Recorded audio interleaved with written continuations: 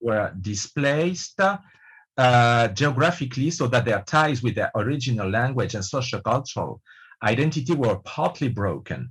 This is from Holm, 1988. And les créoles sont des variétés de langues qu'on rencontre dans certaines anciennes colonies européennes et qui, tout en étant manifestement issues des langues des colonisateurs, constituent des systèmes linguistiques particuliers et autonomes. So, how do you position yourself with respect to such definitions? Okay, Eeva, you can begin, and then we will switch. Okay, thank you, Nicolas. And thanks for the invitation. I'm very happy to be here, although, as you said, this is not an easy question to answer, but let's see. Well, these two definitions, I like them. I like both of them, actually, for different reasons. I will explain shortly why. And they reflect quite well what has been going on in Creole studies in the past couple of decades. One of them, the first one, highlights the traditional structurally oriented question about if there was a pidgin stage preceding Creole formation, and the other highlights the continuity of the European lexifier connection. So in other words, we have two definitions that talk about a break in transmission or continued transmission. And as to Holm's definition of what Creole is, I think many of us, or most of us, agree as to the latter part that starts with that the Creole is spoken natively, its ancestors are displaced geographically, and that it has partly broken ties with the original language and social cultural identity. And note also here that Holm is very careful about not making categorical statements about as we see with often and partly. And I fully agree with this part of the definition. So the first line about the jargon or a pidgin is the heart of the matter. And this is also where the two definitions differ and where I probably have my problems. I agree that some kind of restructured code, jargon, or variety is needed for a new variety to emerge. But I'm not entirely satisfied with the debate on the pidgin stage within Creole studies today or in this definition. And I'm yet to find a fully functional definition of what a pidgin is and how we make the step from the pidgin stage to the Creole stage. And for these reasons, I personally rarely include the pidgin in my definitions of a Creole. Of course, we know some Creoles had a pidgin stage, and this has been documented, and I think there is more to study there as well, but not for the Philippine Creoles, for example. On the other hand, Chordenson's definition highlights the European colonialism and the connection to the lexifier languages, at the same time noting that they are their own autonomous systems. I'm very fine with this. This is a beautiful definition to me. But of course, we have to take also the European presence or component with a grain of salt. Beyond the structural dimension that has to do with this, which is the transmission of the European lexifier features, as we have seen, for example, in Blasé et al.'s Susanne's paper and many others in the recent years, I have seen in my own fieldwork that this European connection or the lexifier language connection is important for the speakers. And that's why I think we should pay attention to it, especially. The speakers don't necessarily think that their language is the lexifier language, Spanish for Chabacano, for example, but the connection with its good and bad is important for them. So this is what I think about these two definitions, and I will probably stop here. Okay, Kofi? What is your... Hello, everybody. Hello, Nicolas. Hello. Thank you. So yeah, I think this was a really good summary, basically, of a position that, somehow overlaps with some of my own take on the position. But I think there are a few things maybe that I want to highlight in addition, just to complement what Eeva has already said. So maybe we should start with some underlying assumptions And I think the underlying assumption, particularly of the first position, the pigeonization jargon to Creole assumption, is that, of course, that there was somehow some kind of restricted input on L2 acquisition with a restricted input. And maybe this is somehow also the underlying assumption that there was an impermeable social gulf between black and white, but also linguistic gulfs between, or colonized and colonizers, and also a linguistic gulf between the colonized themselves, right, who participated in the creation of these languages. The actual problem is really that we have a whole variety of ecologies and societies that defy this kind of monocausal and monodirectional evolutionary model. We have from the colonial period, where we have enough documentation, we have a dazzling array of combinations of ethnic compositions in every colony. In the Americas and Pacific, we have the concept of the Société de Cohabitation, for example, which kind of complements Chudanson and takes it further. A concept developed, I think, by González Lopez, 2007 first, and picked up by Nick Farraklas and his team, which shows that there wasn't any clear European hegemony, so, I mean, economically, politically, and socially up to, let's say, the early 18th century. So there was not that clear kind of dominance, which actually allowed a lot of horizontal contacts between all sorts of population groups. So the rationale for developing a pidgin at that point is somehow shaky. And we have, at least in the Atlantic, very little evidence, particularly with the English lexifier Creoles, that such pidgins existed. So heteroglossia has somehow always been the norm. There's the work of Linnebow and Rediker, which also shows how absolutely multicultural ship crews were and what kind of colonial outposts there were, who really were, who were actually running these outposts. I think maybe we have a similar idea of what the Portuguese were when we look at the Asian theater, basically, of colonization, where the Portuguese are defined, and where we know that the Portuguese was actually a very multi-ethnic term. It meant people who were within the ambit of Portuguese culture and colonization, but didn't necessarily mean that these people were ethnically Portuguese. So we have all these problems that make this kind of unidirectional, monocausal pidginization, creolization cycle very tricky, faulty somehow, or at least needs to be complemented and worked on. Then the underlying assumption of Chudanson's quote, I think, is also that there was some kind of genealogical continuation of the lexifiers. And here, this is a very kind of traditional Schleicher-Stammbaum model, basically applied to the Creoles. There's this unbroken continuity somehow. But this is also problematic because it erases the linguistic heritage of creolizing communities. And basically, when we look at glottolog, and no blame on glottolog, but in glottolog, of course, the Creoles are continuations of the lexifiers, right? So you look for Jamaican Creole and Nigerian Pidgin under macro English, right? Which is a way of doing it, but of course, it totally erases the linguistic input from substrates, right? From African substrates or Pacific substrates, Filipino substrates. And so it's a very, very much a representation of this kind of, the pidginization concept is a way of kind of showing that we are struggling with the Stammbaum in a way. Struggling with, we try to apply tree-based representations, but we're struggling with the multiple and complex heritage of contact languages. And here, I just like to draw attention also to the work of people like Alex Francois, who show how in Vanuatu now applied to Pacific languages, Melanesian languages, how we have these, networks of dialects, which where forms compete, propagate, and this kind of wave model where we have convergence, divergence as simultaneous processes of language differentiation, and that dialects then differentiate to a certain point where they lose intelligibility, and then we have a new language. So there's not that kind of abrupt understanding, right? So I think an important application of these kind of approaches to linguistic heritage and to genealogy versus contact is that really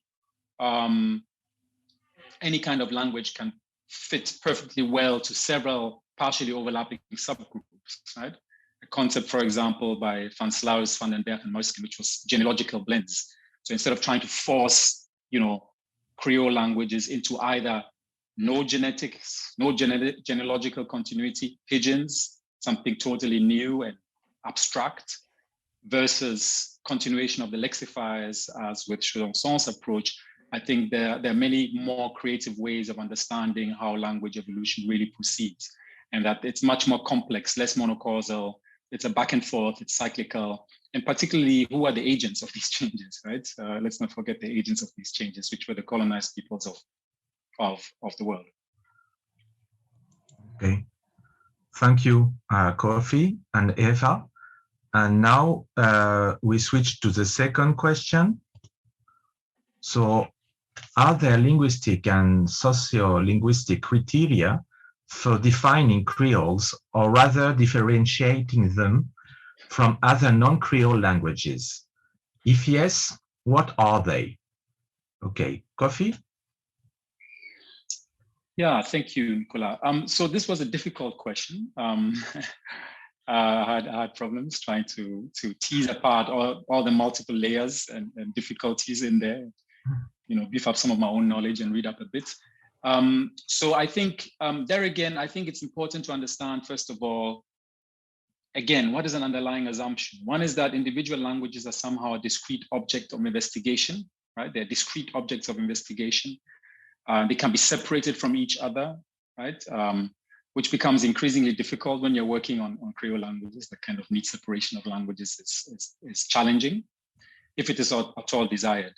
And then also, of course, that society and language can somehow be separated from each other, right, as objects of investigation. So we have social factors on one side, and then we have languages on the other, right, and they interact. But of course, language is a part of society and is embedded in social structure. The focus, I think, in terms of social linguistic criteria, trying to define Creole social linguistically has often been demography. So there's this kind of focus on demography. The proportion of adult L2 learners, for example, in an ecology, which then determines how much of the superstrate is actually replicated in the contact language. Right, so there's the work of Thurston, for example, Tustus, and then it's of course picked up by McWhorter in a rather single-minded fashion. But this is also, as I said before, I think monocausal and somewhat simplistic. There's a kind of cherry picking with social factors, but there's no real socio-structural analysis of whole social systems to understand how they impact on contact outcomes. But I think maybe let me try to venture out there and see how we could handle this. I think, social linguistic or social factors should be seen as a set of interdependent characteristics. Right? So there's demography, yes, but there's also economic structure, there's political participation, social organization, and ideology, which has been shown in the work, for example, of Farraklas to be very important in structuring how colonized peoples reacted to multilingualism in colonies. So was it worth acquiring a pretty close variety of the lexifier, or did it make no sense to acquire that because it didn't promote social ascension in any way, right? So there's also that aspect. I think when we turn to maybe a more reliable factor than demography, I think we have to look at socioeconomic stratification, right? So in the work that we've done on Creole in West Africa, for example, the differentiation of Creole. So Creole as the kind of mother language, if you want, according to Stammbaum model, the kind of language out of which Nigerian Pidgin, Ghanaian Pidgin, Pichi, and Ghanaian Pidgin at least partially evolved. We see that there's a factor called social entrenchment. So that means the hardness or softness of social boundaries of the language owners, for example, the openness of networks, ethno-linguistic vitality, and so forth. Even in places like Nigeria, we had a minute core of Creole speakers.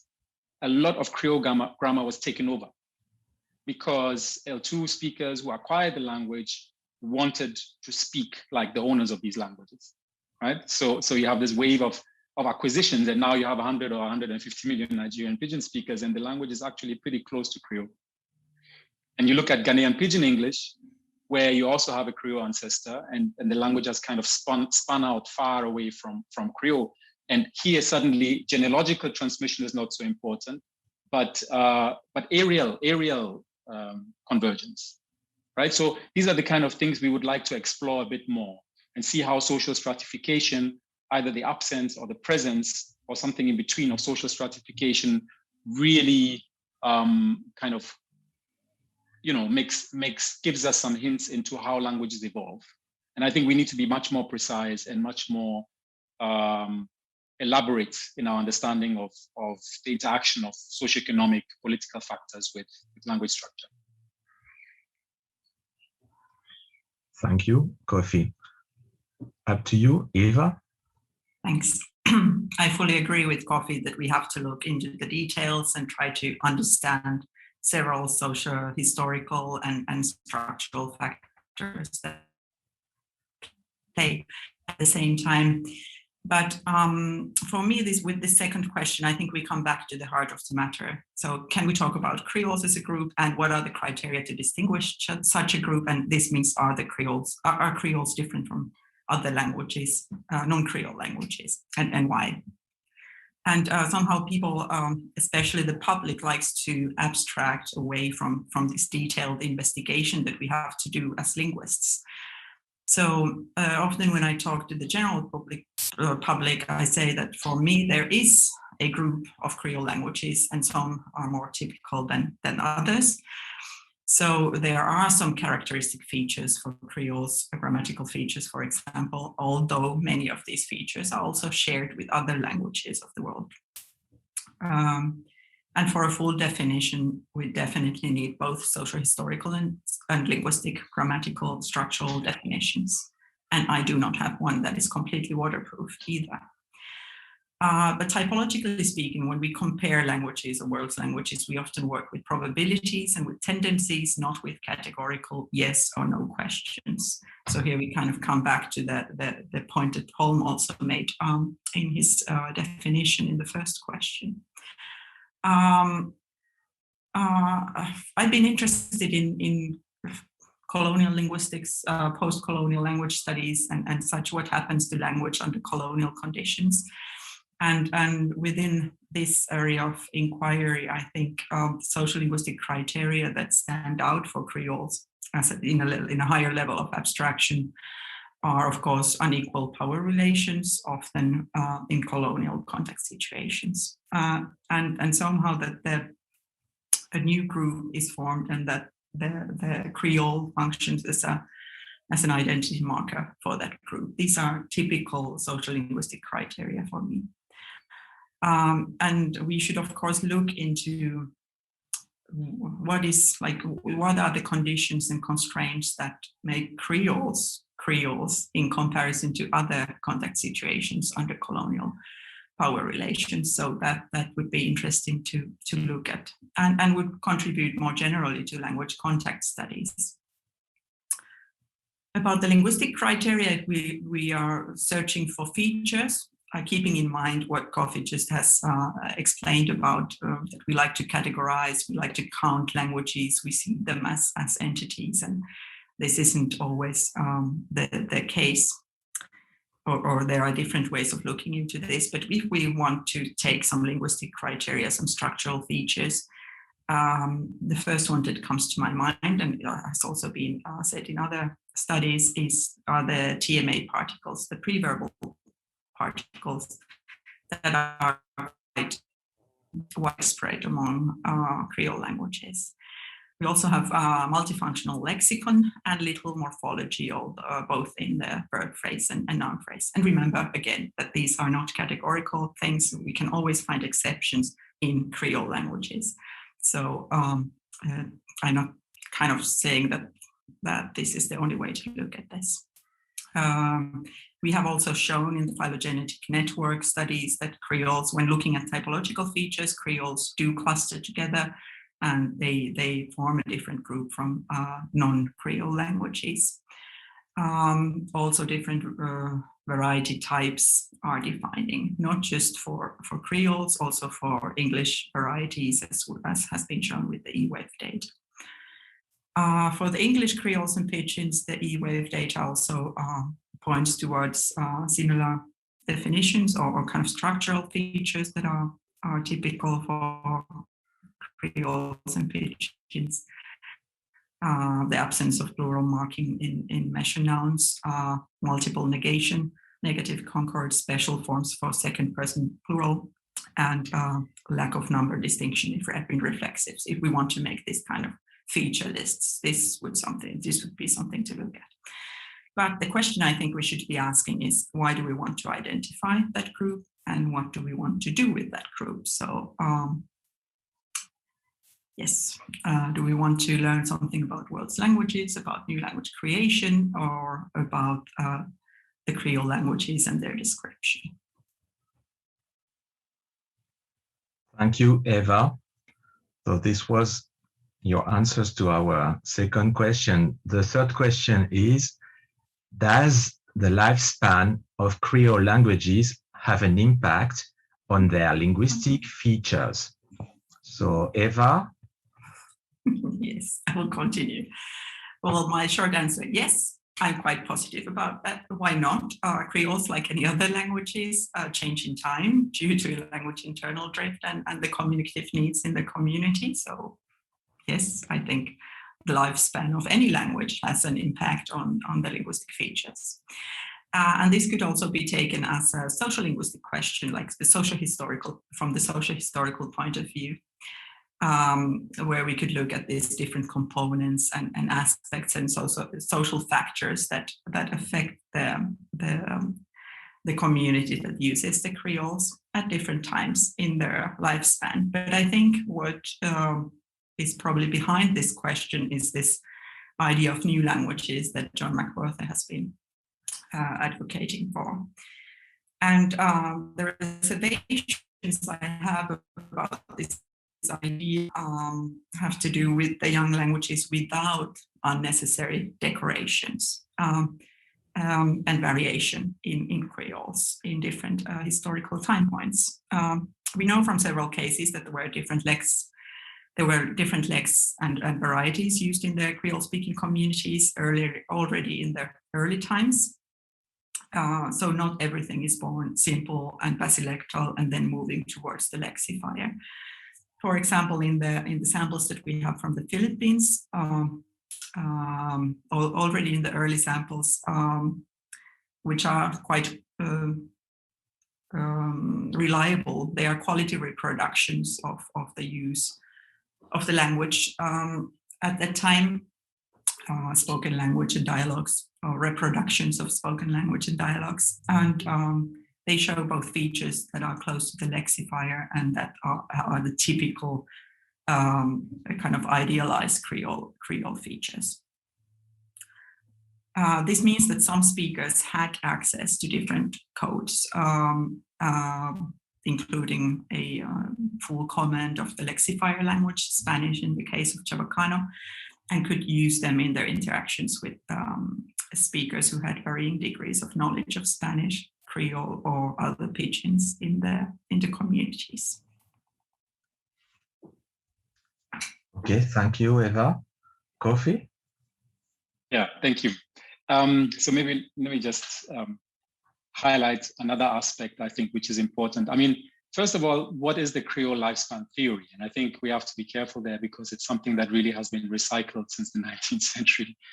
There's a fantastic article by James McElveen from 2021, in which he kind of shows the ideological and scientific heritage of life's, the whole idea of young languages, kind of accretions and ornamentations that is so prominent in the work of some Creolists. How this really goes back to the work of Humboldt, Schleicher, Jespersen, Gabelen, so 19th century pioneers of linguistics.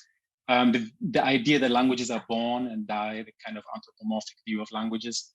Also the idea that languages somehow evolve in fits and starts. So you have periods where languages evolve normally, and then suddenly you have periods where they evolve abnormally, right? Something that Schleicher commented upon already in 1810s or 20s, I think. So the question also we have to ask ourselves is whether our understanding of youth, so a language is born, is really something, is an artifact of historical records, right? So we have historical records. We know that, Freetown in Sierra Leone was founded in the 1790s, and we know that St. Kitts was was colonized by the British in 1623, right? And we know when the Brits left Suriname, so that's where Saranantongo starts, right? So we have to be careful there again. And I think always reiterating what kind of ideological template we work in is really crucial. I used to actually do that myself. So I used to differentiate a few articles some time ago when talking about the differentiation of the Afro-Caribbean English lexicon Creoles, by differentiating between a creolization phase, so that's a puncture, right? That's Thurston or Dixon, punctured equilibrium, or Schleicher, let's bring it back. And then regular contact and differentiation, which is the kind of equilibrium phase then, right? But it doesn't make sense to me anymore now, because I think what we have is we have different types of social ecologies. We have, for example, largely bilingual contact today in Jamaica with very deep social entrenchment. And then we get Jamaican Creole, and then we have very intense contact, very plurilingual, with shallow social entrenchment in Ghana and Nigeria, for example. And all this happens at the same time. And we have different overlapping kinds of communities in these ecologies. So I don't think that Creoles began somewhere. First of all, that doesn't make sense to me because we have the lexicon. The lexicon is obviously in many instances derived from the lexifier, right? And then we have structural parallels, of course, with substrates, with adstrates, and with the lexifier as well, or the superstrate actually, to make it more complex. So, yeah, I think there again, the discussion is often very simplistic, and I agree with Eeva, how are we going to sell this to broader audiences? And I think that's the challenge we have to, because I mean the kind of catchy phrasing of is really difficult. Okay, thank you, Kofi. So let us go to our fourth question. What are the limits of the ongoing Creole debate between exceptionalists and uniformitarians, and how can we go beyond them? So, Kofi? Yeah, oh, thank you. Good. So I have to speak again. Good. So, yeah, I mean, first of all, I think we should start with the advantages and say, hey, what has this debate really brought us? And I think it has brought a lot. I think, first of all, methodological advances, like, for example, the work of Eeva and Peter Bakker and Heinrich Naval-Markussen, for example, who really applied phylogenetic network analysis in a very consistent way. And I think that's really, really important work. And then also on the other side, the work of Salikoko Mufwene and also Enoch Abo in terms of really narrowing down what it means, typological matching and selection, and at a high level of detail, which is really commendable, I think. And for me personally, I think it has forced me to look at the fine details of grammar of the Creoles I'm working on much more. And also revisit the African input languages, most of which are actually still poorly studied. I mean, even a language like Akan or Eeva is poorly studied compared to any European lexifier, right? And it provided, for me, the opportunity to develop, for us, of course, I'm part of a team, the aerial model of Creole differentiation, where I was building on prior work of Alain and Peter Meusken, and to shine a spotlight really on how processes of genealogical transmission and aerial diffusion are interwoven, right? But I have to say that I'm very skeptical about the exceptionalist position, and I have both methodological and ideological reasons for that. And I think in terms of methodology, we have to again look at the history of ideas, and morphology is kind of a fetish of Creole exceptionalists. The elimination of bound morphology in adult learning ecologies is really something that's very trivial. I mean, there again, Schlegel, 1818 or 1820 already mentioned it with respect to Romance vis-a-vis Latin. We know now from neurolinguistics that there are differences in the type of memory that children and adults have. So it's really not really, really interesting, rather trivial. A big problem that we have with morphology, and here I would like to also cite some important work by Martin Haspelmatt and Susanne Michaelis, who's here. I've just seen her. Hi, Susanne. In terms of the word, right? What is the word? The word is defined orthographically, and that's it, right? So we don't know really what the distinction between analytic and inflectional grammar is unless we know about the history of these languages, right? And then, of course, things like the suffixing preference developed by Greenberg, well, on the basis of orthographic data, difficult, right? So if we go beyond these superficialities and then really try to pick out some criteria, like free versus bound morphemes, we run into trouble already with Creole languages, right? Then we're getting really hard questions. The fact that many Afro-Atlantic Creoles ignore suffixes of lexifiers, but they have widespread prefixation, right? Something that Alain Kim already raised in a paper in 2014, and Patrick Steinkrüger, 2009, and Susanna, of course, in her work, right? And so we have to look harder again. Grammaticalization theory is important, right? But and then we get an even bigger picture. When we leave out morphology, we run into real problems, because I mean, my work on tone has shown that the whole idea that tone gets simplified or erased is not right. It's wrong. It's deeply wrong. So even in base, and so, Eeva, I'm not trying to attack you here, but you mentioned, I think maybe just on the go, base elector / simple, right? And you just said it. But basically the idea that base elector varieties, well, base elector varieties have complex tonal morphology and lexical tone, and acrolectal varieties don't have it, right? So we get a reversal of the idea of what complexity is, if at all we assume that tone is complex. Personally, I don't think it's complex. I speak tone language, so it depends also what is complex. But I think much more important also in this context is really the ideological dimension. And I think we cannot juxtapose innocent Creole and simplicity, Creole and simple, or complexity. We cannot juxtapose these words innocently. That's bad faith, because we know the history of ideas and we know how the term complexity and simplicity has been abused in the history of racist Western European thought, and we have to take a stand. What are the foundations of our knowledge in this respect? And these colonial origins of these dichotomies have been exposed. I mean, they've been exposed by political thinkers from Creole-speaking countries, Frantz Fanon, the Haitian Constitution, right? Amilcar Cabral, and so forth. So these are representatives from Creole-speaking societies who have already taken a stance on the epistemological violence, to quote Chakraborty, of the juxtaposition of certain terms and what that means in terms of the associations that we evoke, right? And how that fits into the history of social Darwinism and the kind of compulsive urge by Western thought to stratify and hierarchize. And we find similar dichotomies and similar ideologies of thought in anthropology, in the study of political systems, and study of economic modes, and in religions, primitive versus evolved religions, art. It runs through the entire spectrum of the social and natural sciences of the West. And I think it's bad faith to ignore this. And I think a truly enlightened Creolistics will really have to confront itself with its demons and with the colonial and racist legacy that is projected through associations like Creole and simple. Thank you, Kofi. Eeva? Thanks.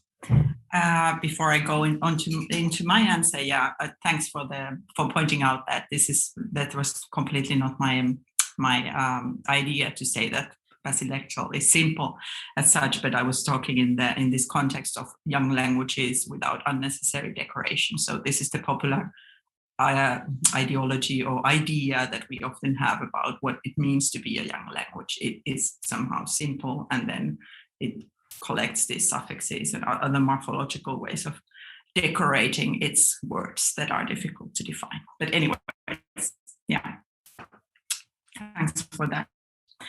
About the limits of the ongoing Creole debate, for me, the most striking aspect of this is the lack of dialogue and respect between the different parts. As Bettina Miguel also has written somewhere quite recently, I think many people studying Creoles are a little bit tired of this debate at this point. We want to see something else. This is not a relevant question for us anymore. Was there a pidgin or not?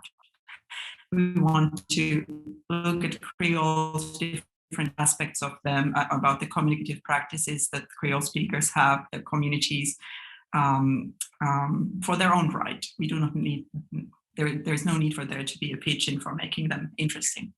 And some researchers have claimed that if we don't stick to the pidgin exceptionalism of Creoles, then why do we have Creole studies? I don't think this is a relevant point, because we also study Romance languages, we also study Finno-Ugric languages, and in their own right, although they kind of work with the similar processes as other languages, as other language families. So I think new advances from other subfields of linguistics could bring something more to Creole studies, or a better dialogue, better multidisciplinary, interdisciplinary teams working within Creole studies would be interesting. I'm thinking here about ideologies, as also mentioned by Kofi, agency, what actually happens when a multilingual speaker decides to choose a code or a certain aspect of a repertoire for the communication. Is there an aspect of performativity? What are all these fluid repertoires in their surroundings? And also, because I've been working with these typological and comparative aspects, I think new advances in social linguistic typology could bring something to Creole studies and contact studies in general. For example, here in Helsinki, Kaiju Sinnemäki has a large project on social linguistic typology, and he has also previously looked at Creoles from this regard. For example, the correlations between word order and morphological marking in world's languages. And his results do not point towards Creole exceptionalism, that Creoles would in this regard differ from other languages. But this does not mean that Creoles are not interesting, but with them we have already learned, and there is still a lot to learn about the social historical, social linguistic and ecological conditions of language change. Okay. Thank you, Eeva. This was the last question we had to submit to you. So now the debate is open. If some of you attendants want to ask something to those speakers or one of them, questions are open now. You may stop screen sharing so we have a bigger view of people, maybe. Is that possible? Yes. Yeah. I'm just okay. Does somebody want to ask something? Yes. Hi. Shalom. Gooden here. Okay. I'm unable to open my camera, but thank you to the organizers, first of all, for organizing such a wonderful, vibrant, I could go on debate. And I'm going to suggest that we try to mimic this in the future. Now, onto my comment/question. So in much of what was discussed by both Eeva and Kofi, the focus has been really on morphological or syntactic or grammatical structures of Creole languages. And in terms of new directions, this is something I've talked about before, and I'm going to suggest again, but in terms of a question, in thinking about the future of collaborations or discussions, about Creole languages, their formation, current social structure, ecologies, what role do you see the phonologies of these languages playing in our discussions? Okay, who wants to begin? If I wants to, unless she passes on to me, then I'll do that. I think, Kofi, you can start, because I think this is more your field. I would maybe generally like to say that I think there are important aspects that haven't been looked at. So it plays an important role, and we definitely need more research on this. Yes. Yeah. I mean, I agree. I mean, generally, there's a huge field, and I think Eeva's already touched upon some of these things, also citing Bettina Migge, Bettina Migge's exhortations to opening up the field to new aspects. Just alone the vast amounts of digital data, I mean, the gargantuan amounts of digital data that are being produced in the social media, for example, looking at what's really going on there. You know, social net, WhatsApping, whatever. I mean, there's really fantastic work going on there in terms of also vernacular orthographies, how, you know, Creole speakers in where much of the action is happening at the moment, actually in West Africa, how dynamically the languages are developing and evolving, and how their speakers are expanding their domains into all social spheres, right? But maybe I should just try to answer Shalom's question as well. So I think, Shalom, one thing that was really, really mind-opening for me was when I started looking at tone and prosody, which kind of capsized all the ideas of what the evolutionary trajectory of Creoles / pigeons to Creoles is, and where you realize you have to differentiate between different parts of language systems to see what's going on. And I think particularly in terms of the interesting mergers and convergences in terms of different types of prosodic systems, how stress and tone systems have been aligned with each other, for example, in Creole languages of West Africa and also some of the Caribbean, and what kind of systems these has produced is really instrumental for us to understand other languages that have similar features. For example, I was thinking specifically of Demanding languages. Demanding languages are languages that look very suspicious in terms of their prosodic structure.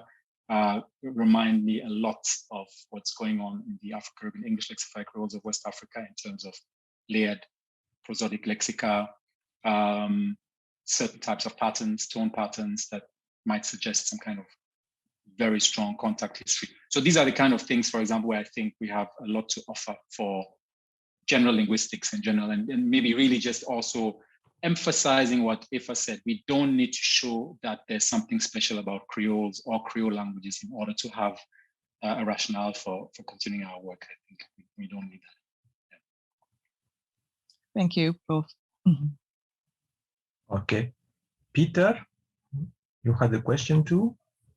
Yeah, maybe more a remark or not a contribution to the discussion.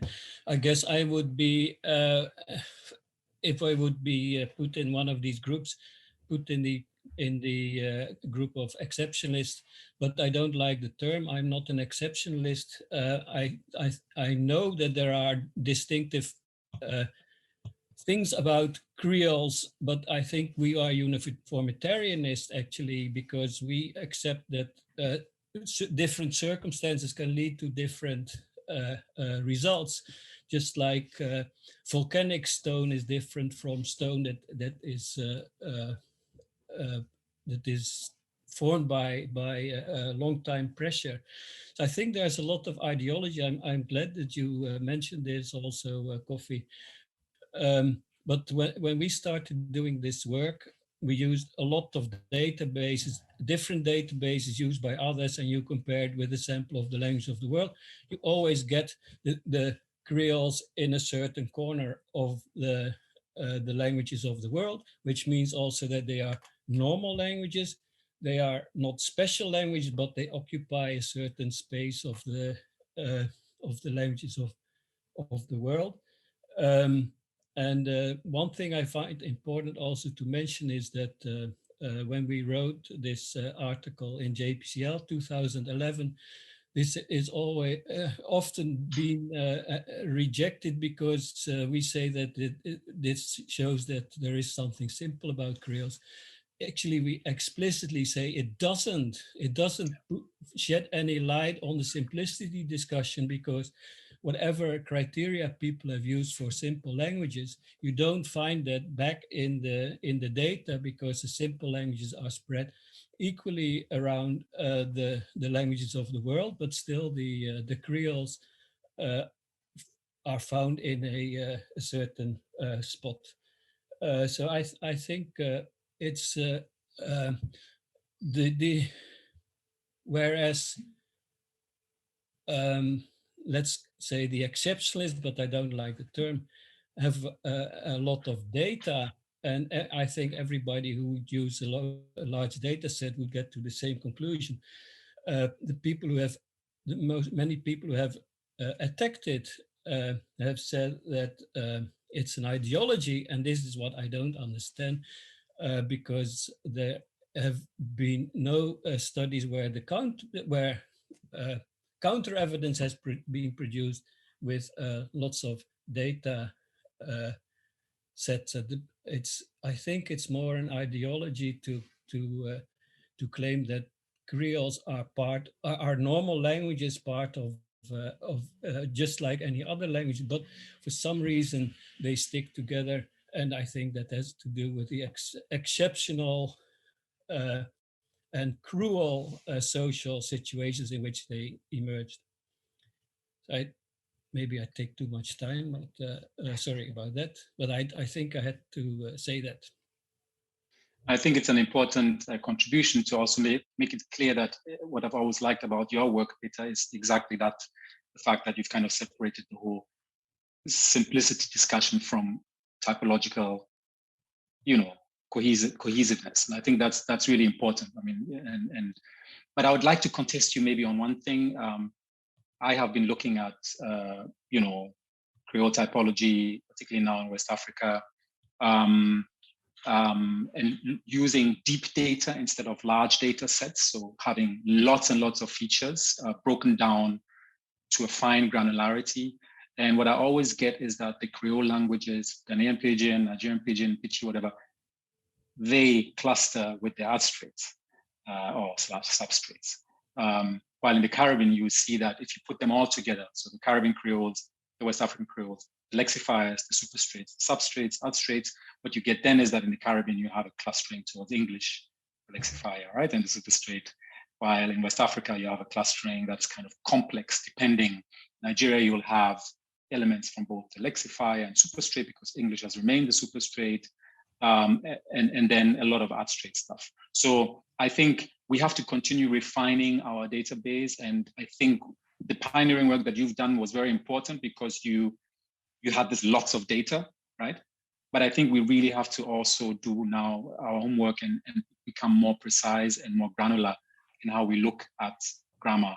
And, I mean, in just a recent article that I hope will soon be published in International Journal of Bilingualism, I have 40 features, no, not 40, 30 features just with the copula system. And then suddenly you have all these tonal minimal pairs cropping up that were never described anywhere, copulas that have suppletive counterparts. And, you were one of the reviewers of the article. You gave me very favorable reviews. So that kind of also shows that you are open to this kind of dialogue, which is good. Yeah, thank you. And I also, that I admire your work, and it's very important that it's a different kind of comparison. Also, as you mentioned, there's a lot of adstrate influence that may play a role there.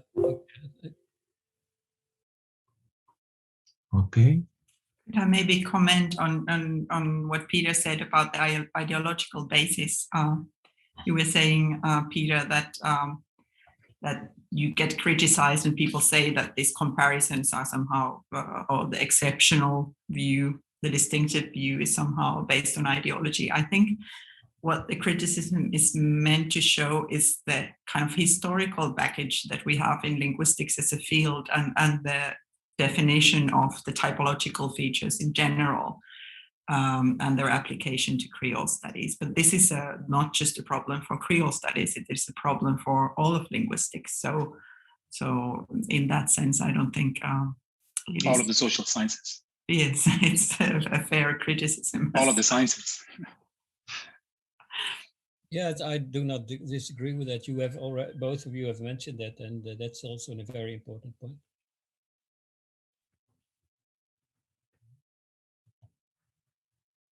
Other questions, comments?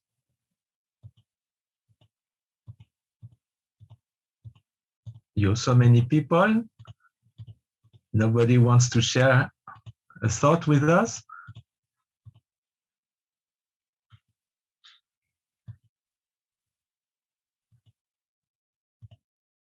Yes, Suzanne. Yes, many thanks, both of you, Eeva and Kofi. I think I would like to see Creole studies also more embedded in the general language contact scenario. And so Eeva mentioned Kayo's project in Helsinki right now. And I think we have to offer a lot, right? In terms of, the other day I gave a talk at the Moscow, Nina Dobrushina and Misha Daniel on their convergence lab in Moscow. And I said, well, we don't know exactly, which substrates, and we do not exactly how it was spoken at the time and stuff like this. And she said, are you crazy? I mean, you have so much more data on language contact than any, and any in our group, they're working in the Caucasus and deep time structures. And she said, don't be that, modest or whatever. And she said it would be nice, to bring in our knowledge of quite good, demographic and socio-historical data. I mean, it could always be better than it is, but I would like to see larger projects where we would collaborate with other language contact people and to generalize, right? Because I still think that the processes, this imposition processes in creolization is something that we don't find in this many in other language context situations. So I'm still dreaming of maybe putting it apart, and it's not, and the processes are in the end the same. Another colleague of mine working in Papua New Guinea said, no, you cannot really say imposition or adoption or whatever, you idealize too much. But for this, we would need systematic data also on the socio-rhetorical side. So maybe we can learn from Kaios and even come up with new projects. Maybe just as a comment to Suzanne, thanks. I fully agree with you. And also, I think this exceptionalism problem is not just it's not particular to Creole studies. It is often for typologists as well that Creoles are left aside because they are thought to be too different from other languages, or the situations are thought to be that exceptional that not everyone, but sometimes they are left somehow as a sidetrack in general studies. I mean, I should maybe still add, maybe also just because I want to preserve that kind of legacy, that, I mean, Peter Merskin's team really did a lot of stuff on, where there was really this totally broad approach to Creole studies as part of language contact studies broadly. I mean, Peter never saw himself as Creolist either, right? For good reasons. And the work we did back then in Nijmegen was really overarching in terms of genealogical groups, from Amazonian indigenous languages of the Americas right through to the lexifiers in Europe, going through the Surinamese Creoles, Chinese, the Indic languages of the Caribbean. And we discovered amazing processes of convergence, divergence, and try to pinpoint, in the volume boundaries and bridges, try to pinpoint at least some of them. And this is really just beginning work. I mean, there's nothing conclusive about what we did, but yeah, just in terms of legacy also, I would like to mention that nonetheless.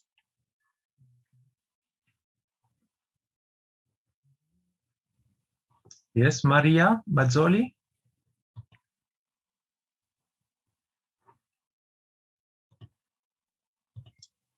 Yeah, hi.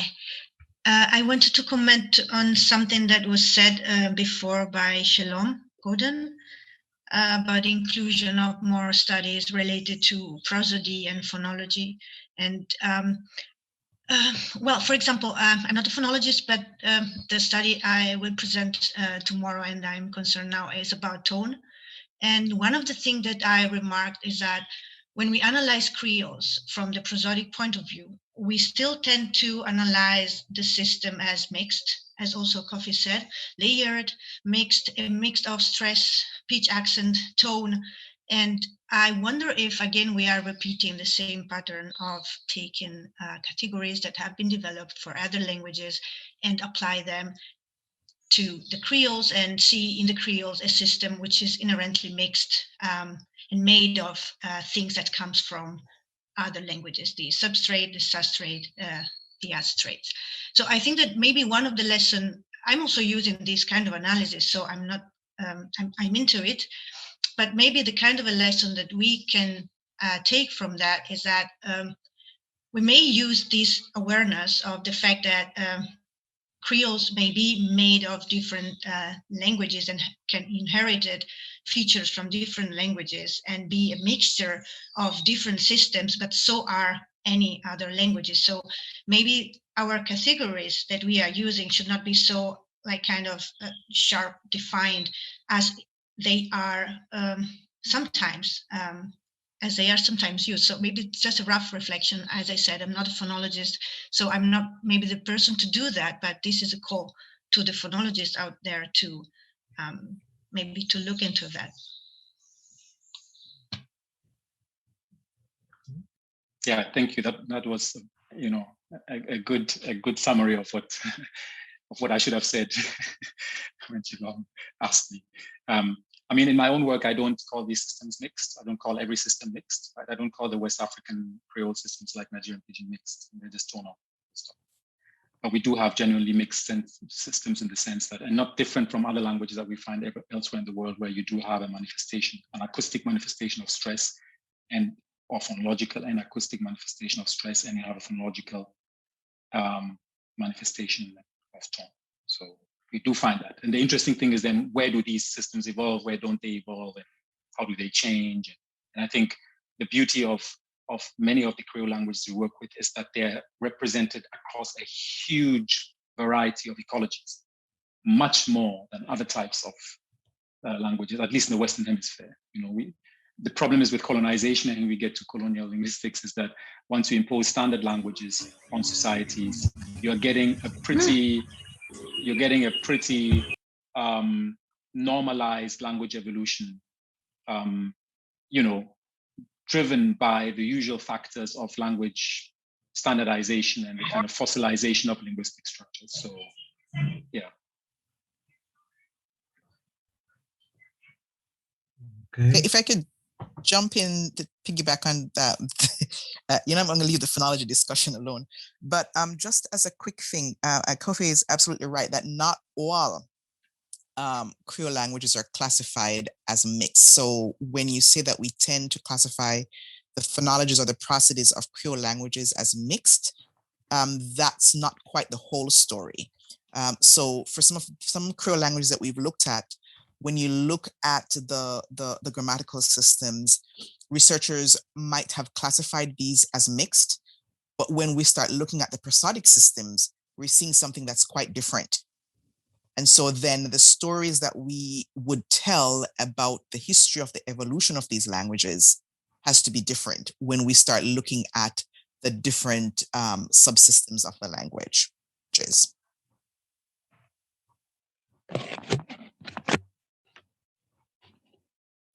Okay.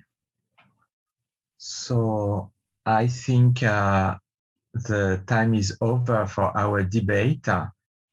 Eeva and Kofi, thank you very much for being with us and sharing with us your expertise. Thank you too to all the people who asked questions